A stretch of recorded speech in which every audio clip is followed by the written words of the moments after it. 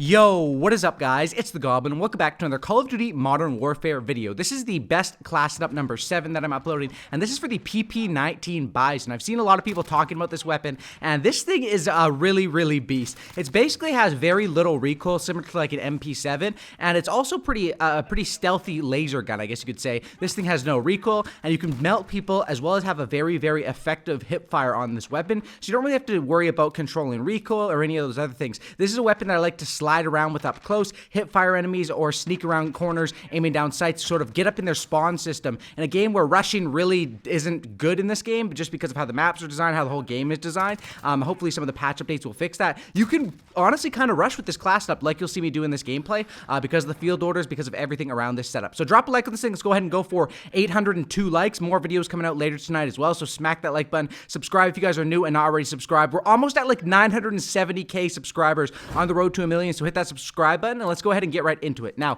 first of all, we'll cover the perks and then later go all in depth into the attachments. Now, perk number 1, I rock with double time. Double time is an awesome perk because it allows you to double your sprint, basically your distance on the sprint before you have to stop sprinting. This can be very helpful, honestly, on a map like this where, you know, it's not really that long of sprint lanes. It's not that helpful, but I usually use it on pretty much every map because double time is helpful because of that, and there's a lot of times you do need to sprint in this game, and, you know, whether you're spawning way far back, this is a weapon where you want to sort of sneak past the middle of the map and sneak into their side of the map and patrol that or up in their spawn. So having double time helps you get there quicker. And then the even more important part of double time is it increases your crouch movement speed by 30%. Now, of course, with this setup, we run with 2 field upgrades. We run with the ammo pack as well as the dead silence. And dead silence is a major key if you're rushing on an SMG setup. It's super duper helpful on a setup like this. But when you don't have dead silence, your footsteps are super duper loud in this game. So the only thing you can do with double time is you can sort of crouch walk, and they can still hear you if they're really listening, but people really don't pay that much attention usually, as long as, you know, you can sort of figure it out yourself and be able to understand, should I be rushing here? Is this player listening for me? Because you're also going to be able to hear them. But that 30% increased crouch movement speed is very helpful. Coming in at perk number 2, I rock with kill chain. Kill chain is amazing because I use, like, for example, this setup here. I'm going to make a video very soon talking about in depth about kill streaks, field upgrades, and all these perk 2s to get your kill streaks faster. But for example, right here in this gameplay, I get 8 kills and then I get my VTOL jet, and then once I get my VTOL jet, I can sort of just run back and let the VTOL jet get me a couple of kills, because it'll get me the kills I need to get up to my support helo and my advanced UAV. Then I'm able to call the advanced UAV in, and for about 30 seconds I'm able to go back into rushing mode, and by the time that's done, you're on a very good streak, and you can choose to either, I guess, continue the streak and try to go for a nuke, or of course just die, or even just rush it a little bit harder and risk your life so that if you do die, you can reset and get more streaks. Kill chain is very useful, but it is only useful when you have streaks that stack like that, you know? For example, if you're using 3 streaks that are right beside each other, you know, a 3, 4, 5, I mean, I guess that could be helpful as long as that 3 or that 4 is getting you kills, right? So I recommend it, something like this. I get 8 kills, I run back, and I'm basically almost guaranteed my 12 kill streak, because kill chain makes the streaks work like they do at MW2, where the kills from the streaks will count towards moving towards that next streak. And then perk number 3, I rock with tune up. Now, this is a very good perk that I think a lot of people are running, but some people are kind of ignoring, because you're reading it's like, okay, you get your field upgrade 33% faster, but how useful is that? And the answer is very useful because of how dead silence works in this game, where whenever you get a kill, it resets the term of dead silence. So on a small map like this, you can actually do some rushing because of this, and in a game that, you know, basically is made for not rushing, it's very fun, and I definitely like running tune-up. Also, I have that where you can run double field upgrades, I think when you hit like level 49 or whatever, so I rock that with the ammo crates. So if I'm ever out of ammo, I can of course just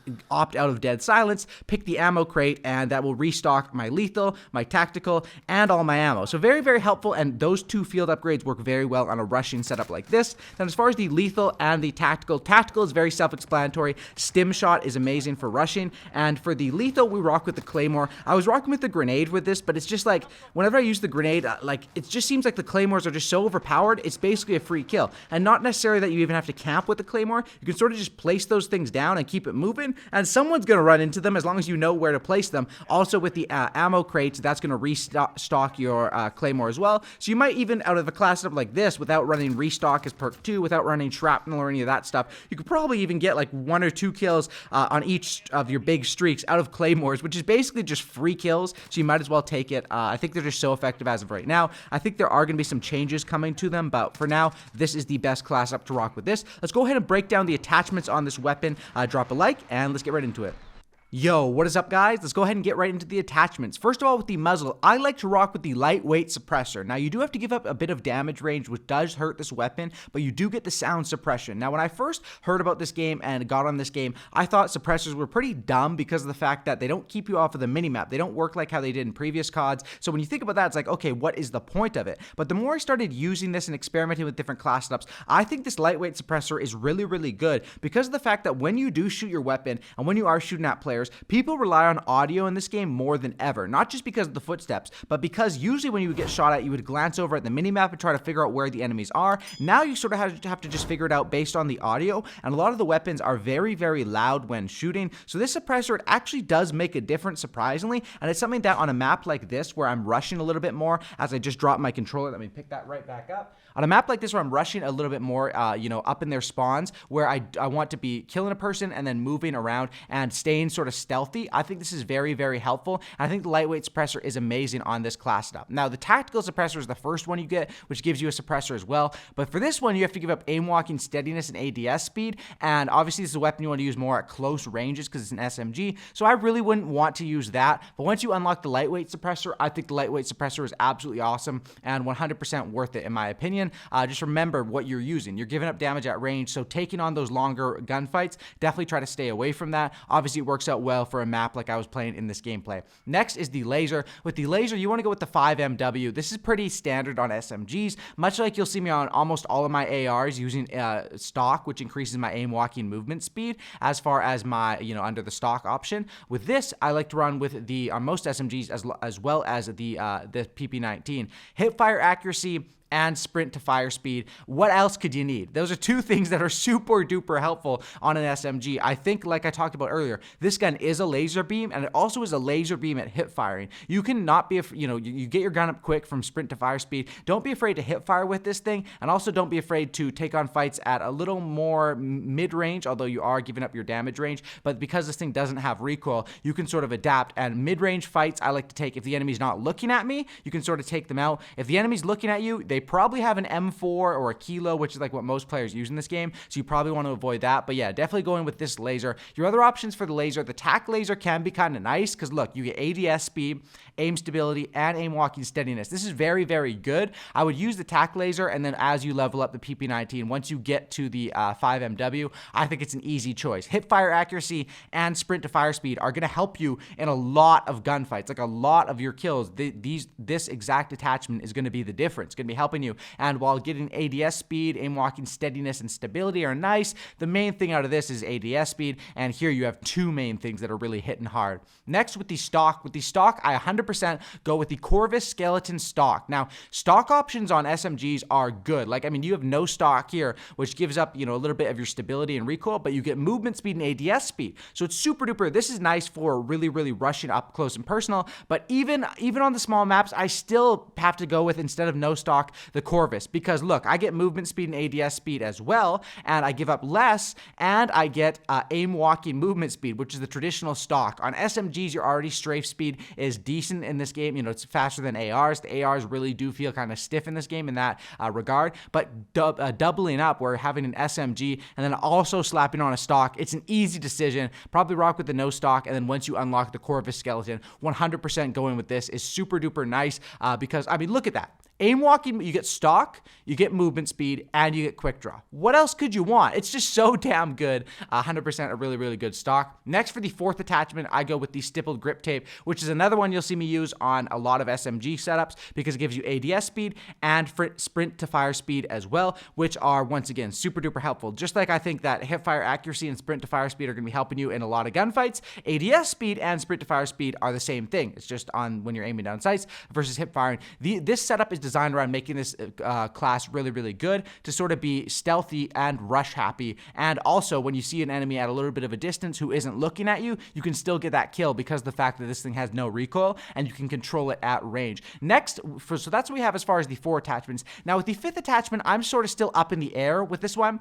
Typically, I've just been going with sleight of hand as far as a perk, but honestly, it's not really that useful unless you're straight up running into like 10 enemies because you have 64 bullets in each magazine. So I don't think sleight of hand is the most useful on this thing. And honestly, I think that there's 2 other ways you could go with this 5th attachment, which we'll talk about right now. One would be fully loaded. Fully loaded starts you out with max ammo. And why you would do this, you would rock with this, and then you would swap out how I talked about earlier in the video, how I used double field upgrade with dead silence and the ammo crate. What I would do if I rocked fully loaded, slap on that, and then you switch out from dead silence and the ammo crate to rocking with dead silence and stopping power, or dead silence and a tack insert for the bigger maps. That's something you can do if you want to have more use in terms of your field orders. Of course, one thing you would lose there is whenever you're using those ammo crates, and it refreshes your stim shots and it refreshes your claymores, so you would lose on that, but that is definitely an option that you could go with. Or the other option is with the barrel. Now with the barrel here, you have 2 different options. You can get ADS speed and give up bullet velocity. This weapon already, the ADS speed, all that stuff is already so sped up. I don't really want to give up bullet velocity for a little bit more, but then you have another option here which gives you damage range and bullet velocity for ADS speed. So if you're using it on a map where you're going to take on a little bit more long lines of sight, maybe let's say you're playing on Grazna Raid instead of the map I was playing in this video, where of course a lot of those gunfights are going to be out in the like the buildings and close range, but also when you're peeking out those windows and you see a guy at range, because this thing, like I said, you have the ability to do damage at range. I think this is a great way to go if you're using it on a bit more of a bigger map. You have to give up a little bit of ADS speed. That's why personally I wouldn't take it on one of those small 6v6 maps, but 10v10 in ground war, I think that the polygonal, if that's the right way you say it, can be a very, very good barrel on this weapon. Anyway, I hope you guys did enjoy this video. PP19, I love this weapon because I get the nostalgia of the PP90 from Modern Warfare 3, which was just such a fun gun to use. Like PP90, P90, MP7, a lot of those guns were so rewarding to use in Modern Warfare 3, and I'm getting kind of the same feelings in this game. I think that the gunplay, there's a lot of criticisms about this game, and a lot of them rightfully so, but the gunplay in this game, other than the time to kill, it feels so rewarding, and it's very fun getting the kills, and that's something that makes you want to keep hopping on the game and coming back to play. So I really do like that about this game. Anyway, give this class up a try. Definitely a very, very good one with the PP19 BIZON. Drop a like, subscribe. I'll catch you on the next one. Way more videos coming out tonight. Thank you all for the support. Closing on 1 million subscribers, so hit that sub button. And yeah, catch you on the next one. Peace.